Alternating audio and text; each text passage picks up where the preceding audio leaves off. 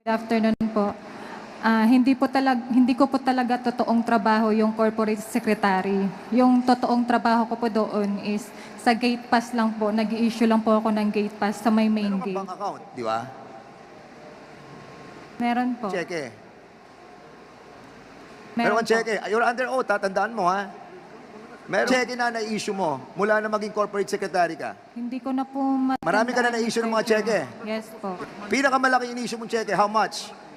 Nasa 500,000, Mr. 500,000. Yes. Your salary is only 17,000. At na-increase ka, dumating yun sa 23,000. Am I right? Ilang cheque ang in-issue mo ng 500,000? Am I correct? Yes Di ba? po. Yes po. At saan mo kinuha ang perang yon? Bakit ka nagkaroon ng ganun kalaking pera? Samantalang sumasweldo ka lamang ng 23,000.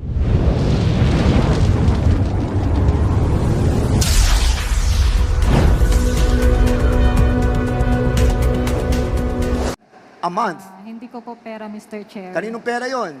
Saan ang galing? Sino nagbigay? Si Cassandra. Opo. At yung mga boss mo, di ba? Si Ms. Correct. Cassandra Ong po. Yes po. So sa lahat ng ito, Mr. Chairman, I don't want to explore this issue anymore because I think the right and proper sana po ay sa susunod na. But I think this person is lying eh. Talagang we have proven and those people also doon sa tinatawag natin sa sila Julian Linsangan. Hindi sila umatin ngayon because we will be proving na marami rin silang pera sa bangko, Mr. Chairman. And this person, si Ronaldin Baterna, have issued a lot of checks. No? At sa kanyang trabaho, sa Pogo, saan manggagaling yung perang yun? Di ba? And she's trying to tell us that ang kanyang salary is only 23,000. But the reality is, nakakapag-issue siya ng millions of pesos. Di ba? And that make us wonder, why? Kaya kanina, medyo naaawa tayo, even us. The first time I saw her, talaga naawa kami, single mom. Di ba, babae, ang sweldo, mababa. Pero in all reality, may problem. May problem tayo dito. Dami sila, but they allowed to be used by the Chinese people. You were allowed to be used by those people. Di ba? So inaamin mo na, Ronaldin, na ginamit ka ng mga Chinese to issue these checks, right? Yes po, Mr. Chair. At sino? Yung Chinese na yon? Si Ms. Cassandra Ong po. Si Cassandra Ong. Yes Ayan. po, Mr. Chair. So si Cassandra Ong na ngayon ay nagtatago na hindi natin malaman kung nasaan and even her property, no, Mr. Chairman, yung property niya dito sa Porac, may problema tayo sa PNP dahil yung kanyang freeze order sa kanyang bahay, wala pong freeze order. As a matter of fact, si Cassandra Ong can still use her property. Kahit alam natin, nagaling yun sa Pogo. And that's the reason why the issuance of contempt is just right and proper for her. One quick question only, Mr. Chair. With the indulgence of Chairman Dan. Very quick, Chairman yes, Dan. Congresswoman Jinky. Having heard about all the bank accounts, may I know from Ms. Baterna, are you willing to execute a waiver of bank secrecy law? Waiver. Naka-close na po yung account, Mr. Chair. Nonetheless, it is still protected by the bank secrecy law. So the question, Ms. Baterna, ikaw ba handang pumirma ng waiver?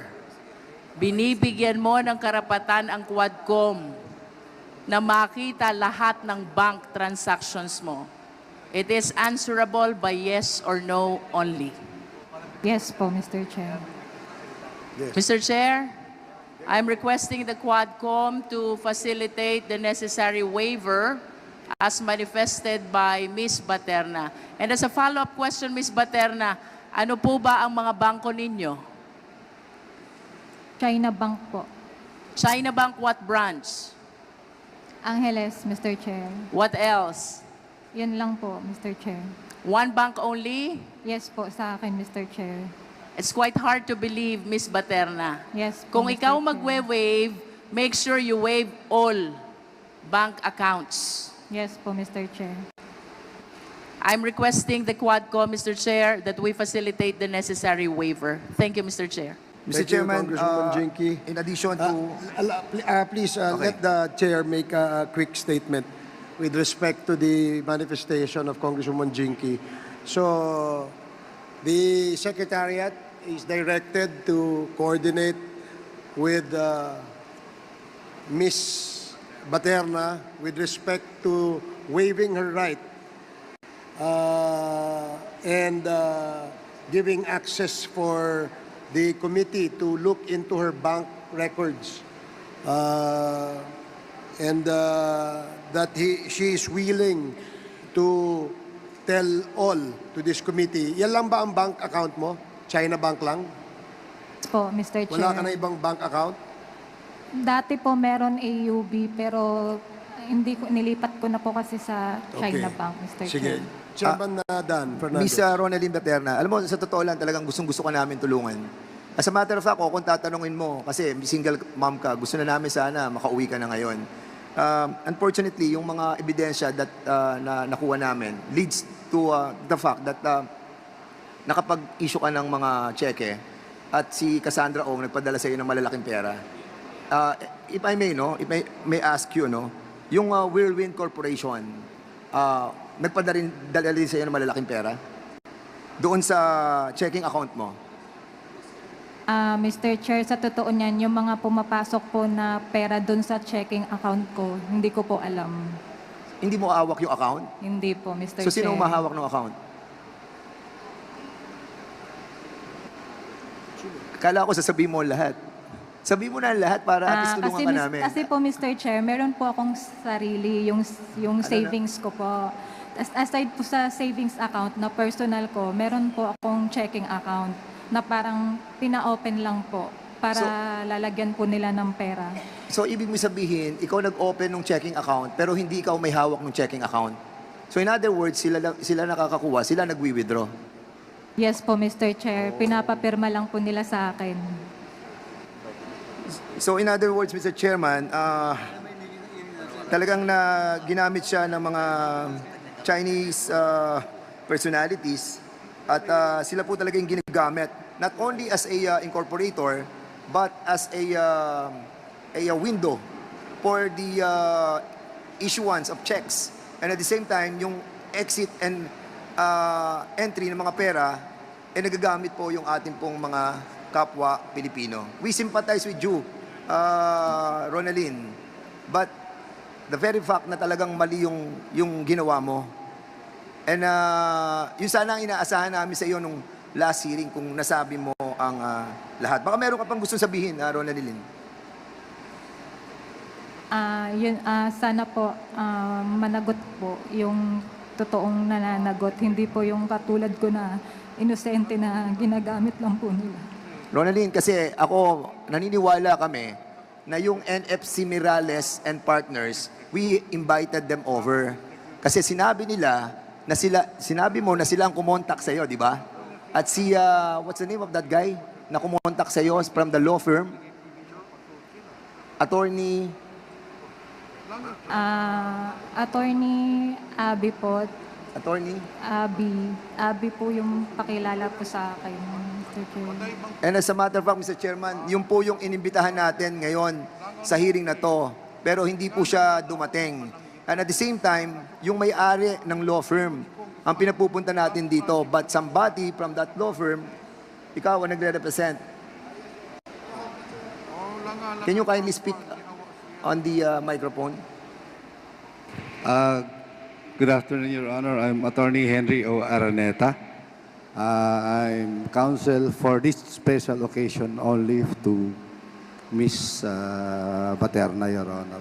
Who's the owner of the NFC? Mirales? NFC is a law firm managed by Attorney Nadine Miralles, Your Honor, the one that wrote a letter to you. Okay, sino po ang kumontak sa inyo para bigyan ng legal services si Ronaldine? Tinawagan po ako kagabi, Your Honor, alas No, 11. what I mean is that sino yung nag-engage sa inyo? Tinawagan Para ko sa na services Attorney for her. Miralles. Sabi niya kasi hindi siya makaka-attend. Sino May hearing nagsabi? kasi siya sa Taytay. Si Attorney Miralles po. So kanina po pagdating, kinausap ko po yung detainee, tapos kinonfirm ko po yung mga sinabi niya sa inyo. Thank you, Attorney. I think what we need is the owner of the NFC Mirales. As she knows that I have communicated that she has been named as a resource person. So hopefully next time she'll be around. No? I will tell her, Your Honor. And for us to find out. We are in a better position to say that, Your Sige. Honor, not me. Yes, Mr. Chair. Attorney Araneta, Your Honor. Attorney Araneta, no?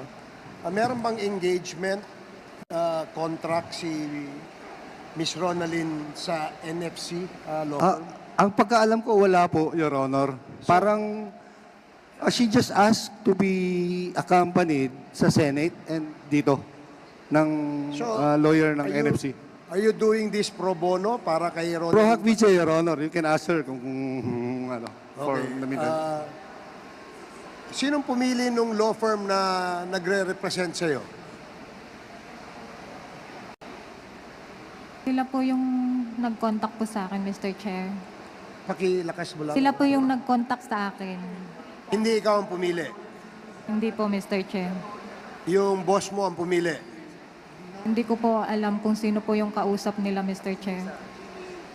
Well, okay. Sige, salamat. We need the presence of Attorney Mirales in the next Yes, Your scheduled Honor, hearing. will inform her, Your Honor. Thank you. And also, Mr. Chairman, si Attorney Medina, now I remember. Ang sinasabi kasi, ang sinabi mo sa amin, Ronalyn, si Attorney Medina. Yung nag-prepare po ng mga papers na pinapapirma po sa akin. Siya yung tumawag sa'yo, di ba? Si Ay. Attorney Medina. Hindi po. Si Attorney Medina po is parang lawyer ng company kung saan ko po Hindi na, pinipirmahan. can you kindly remove your para makita namin magandang mumukha? Ayan, oh. So, huwag ka na maya at alam naman namin na nagamit ka lang. So, Attorney Medina yung nasabi mo noong nakaraang hearing. Yes po, kung saan po ako nagsasign ng mga papers from Lucky South. Siya But po yung hindi siya nag-prepare. kasama dun sa NFC. Hindi po siya kasama, Mr. Chair.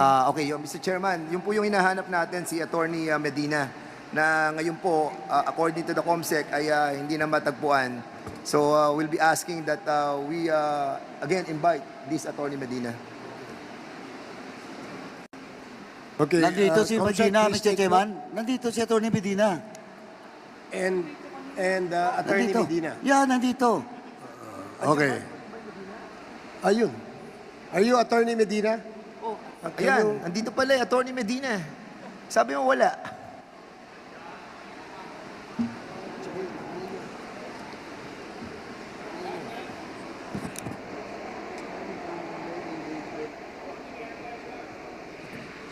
Mr. Chair,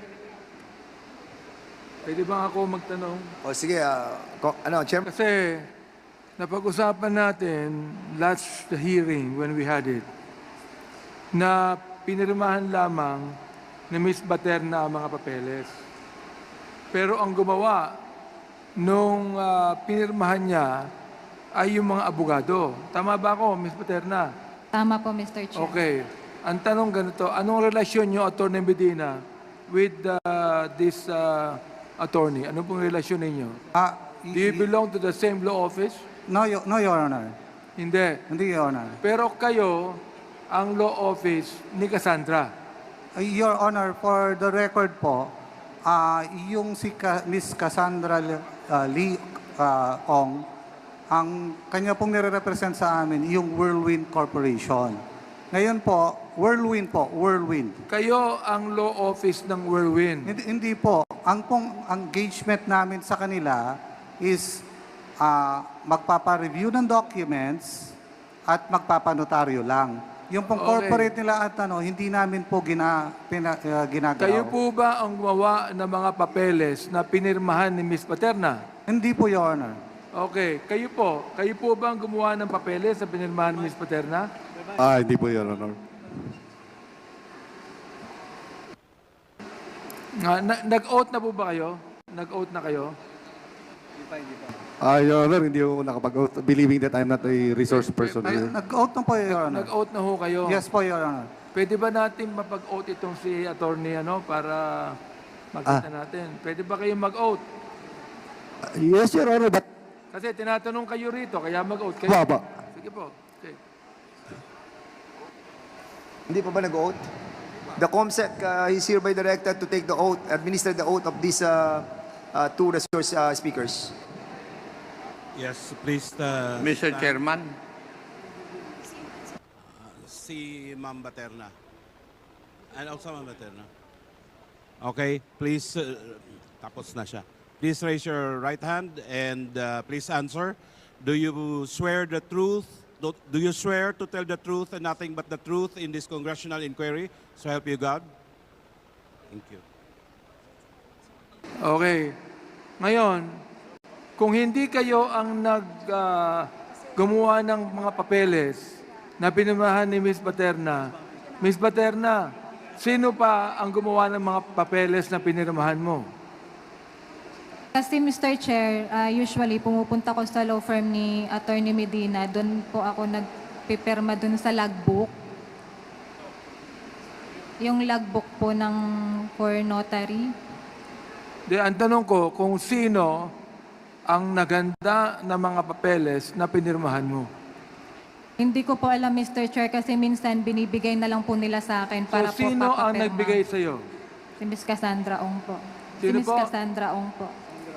Cassandra Ong, Mr. Cassandra Chair. Ong ang nagbigay sa'yo. Yes po. Hindi sinabi sa inyo kung sino ang law office na naggumawa ng papeles. Hindi po, Mr. Chair. So, hindi law office ninyo. No, Your Honor.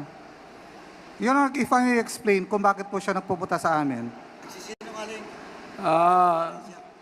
Alam nyo, mukhang mahirap kayong paniwalaan dito. Pakisabi po sa amin, ang law office nyo ba ang gumawa ng mga papeles na pinirmahan ni Ms. Baterna? Law office ninyo, sapagkat magkaiba ang law office nyo, correct? Yes, Your Honor. Okay. Either law office mo o law office niya, sapagkat hindi kayo magpapakita rito kung hindi kayong abogado Ms. Baterna. Anong ginagawa nyo rito? Tama po yun, Your Honor. Yun. Oh. Honor, Tama part, pala Your po. Honor. If I may respond, Your Honor. Yes, go ahead. Mr. Chair, kaya po ako nandito, nagulat nga po ako, nagkaroon ako ng show cause order. Never po ako na-invite in any of your hearings before. At yun po sigurong COMSEC nyo can verify that. Kaya po ako nandito ngayon kasi po binigyan po ako ng show cause order na na-receive ng office namin.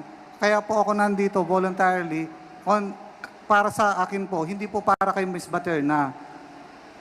Mr. Chair, para magkaliwanagan,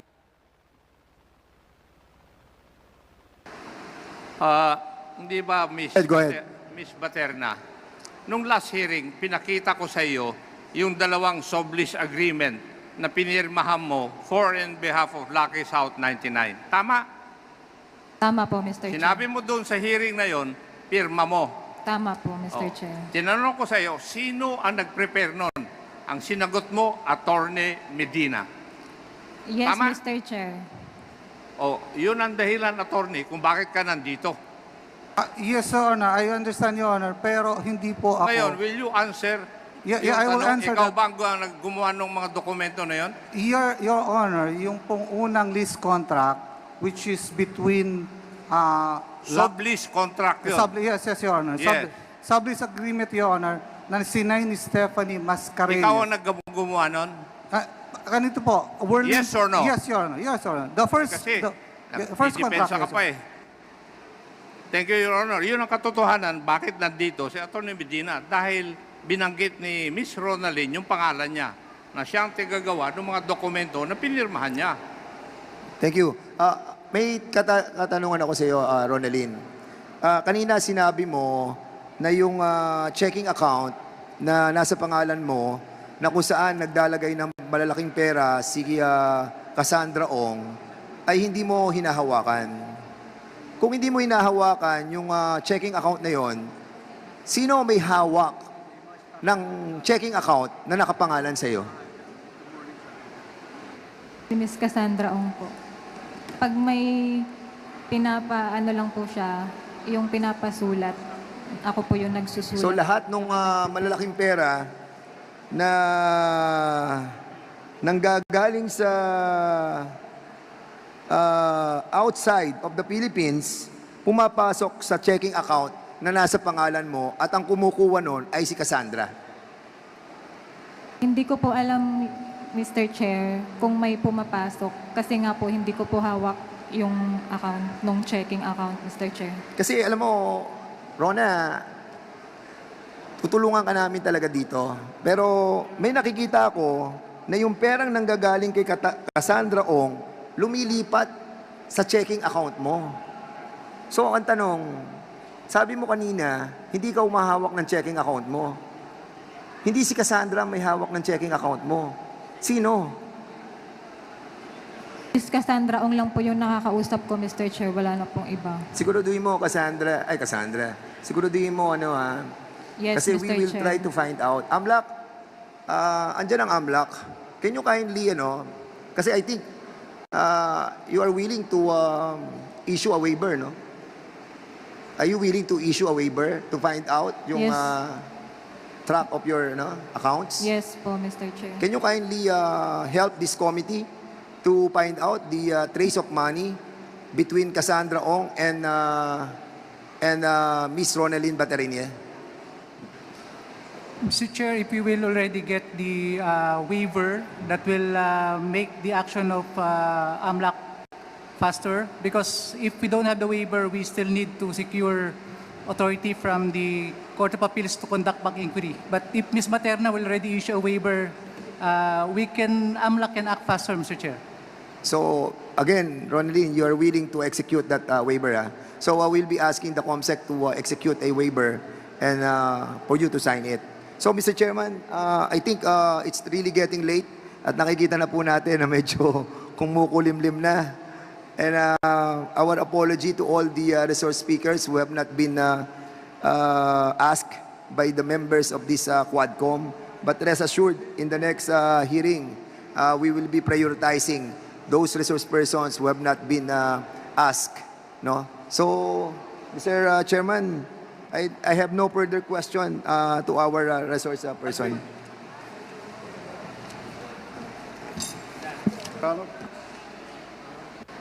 Your Honor, it appearing that my client now has already Mr. Chair, manifested some cooperation. Mr. May- Chair, For reconsideration, be considered, Your Honor, Mr. Chair. as regards his contempt detention. Chairman, excuse me lang. Let me just reply to his, and then I will recognize Eh, him. wala po nagtatanong sa kanya eh. Sumagot lang siya eh. Kasi yun Okay. Okay. I think he's Wala po offering nagtatanong sa kanya. Sumagot lang siya without anyone asking a question to him. Okay, I think Attorney Araneta is offering an information So- that according to Miss Ronaldine Baterna, she has intimated to attorney that she will tell all. Tama ba? Sasabihin mo na lahat? So, she's praying. Tama ba yung sinasabi ni attorney? Yes, Mr. Mr. Chair. Chair, suspension. Let's discuss it in private. Okay. Sige, 1 minute suspension.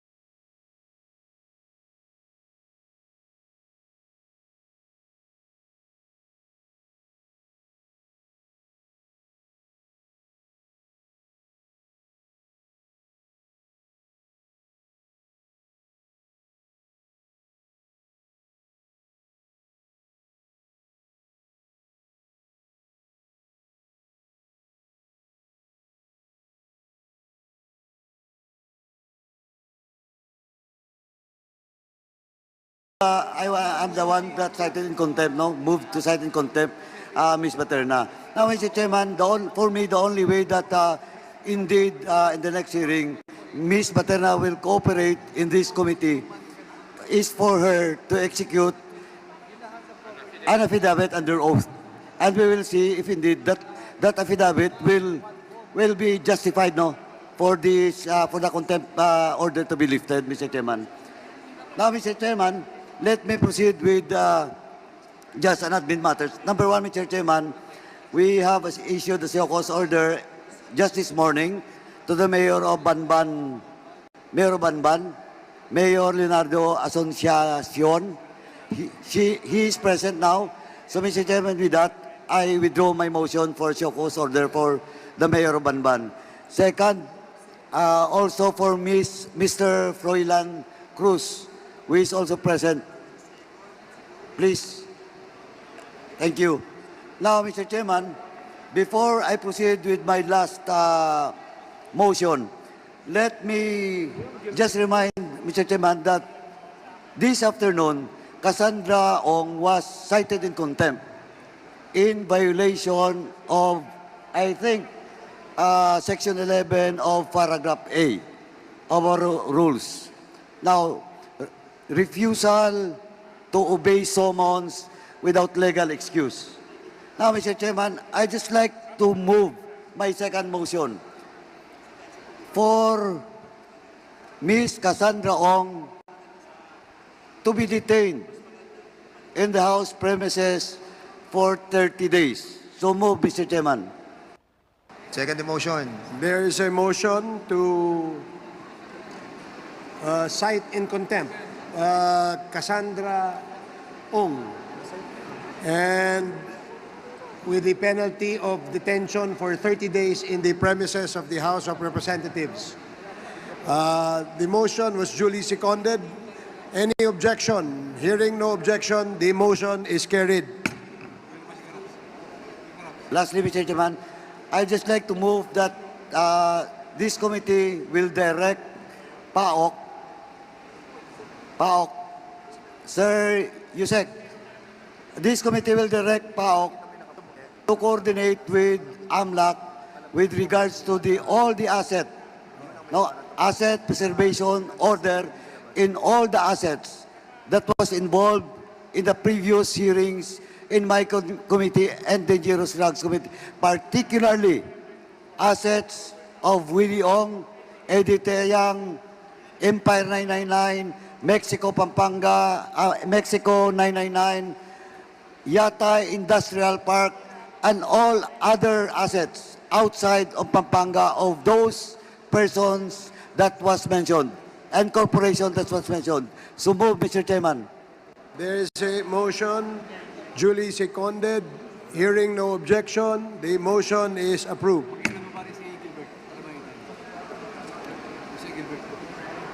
Yusek Gilbert Cruz. Yes, Your Honor, we'll coordinate with AMLAC, sir. And we will be submitting the report, sir. Thank you. Since yung pong mga resource persons na hindi po natin na tanong at hindi po natin nakausap, kami po ay humihingi ng paumanhin sa committee dahil po may mga developments na nangyari in the middle of this committee hearing. And we do hope that in the next scheduled committee hearing of the Quadcom, we expect that the same resource persons which was invited for today to be present. And you will be advised as to the schedule and the venue of the next Quadcom hearing. Mr. Chair, Congressman Abante. I also would like to make a motion that those names mentioned by Mr. Jimmy Guban be invited in the next hearing, Mr. Chair. That would be Small Abiliera, Pony Cheng yata yun, Congressman Pulong Duterte, Attorney Man Castro Parpio, Benny Antiporda, Paul Gutierrez, Mr. Chair.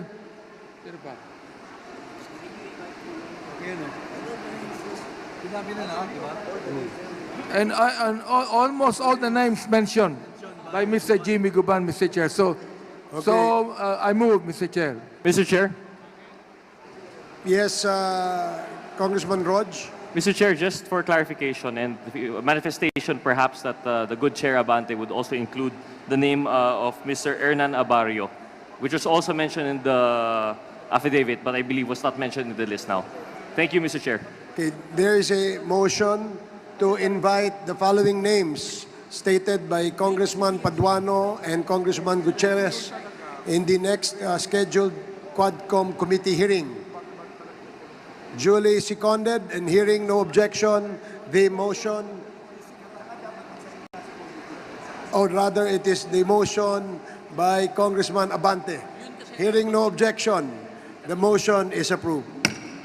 Mr. Chair, Congressman Dago. I also move to invite the Regional Director of Dole and the Provincial Officer of Dole dito sa region na may investigation tayo sa Pogo, as well as SSS and Pag-ibig, Mr. Chair. Okay, there is a motion to invite representatives from Dole, SSS, Pag-ibig. and Pag-ibig to the next Quadcom committee hearing. Duly seconded and hearing no objection, the motion is approved. Mr. Chair, Congressman Abante. since we cannot think properly anymore, because we have been here since 10 o'clock, and we're going to have another hearing, so, Mr. Chair, I move to suspend. Mr. Chair, one last motion, Mr. Chair. Congressman Gutierrez. Apologies, Chair Abante. Mr. Chair, I'd also like to move that Mr. Guban be made to reproduce his testimony in the criminal case number RMNL 19-03472CR. I would prefer that it be produced by Mr. Guban and that we don't actually exercise our subpoena with the courts. And aside from that, we'd also like to move for Mr. Guban to produce his testimony from his Senate inquiries. That's all, Mr. Chair. Okay, is that a motion? It is a motion, Mr. Chair. There is a motion made by Congressman Gutierrez. Second motion, Mr. Chair. Duly seconded, hearing no objection, the motion is approved. Mr. Chair, I would like to ask the IAS to submit to us yung all documents pertaining to andyan ba IAS? Pertaining to the cases that were filed on them since 2015 up to the present. Is IAS, Yusek? Sige, pakirelay na lang sa kanya. Asan? Yusek, can you kindly submit to us all the cases that were filed in your office?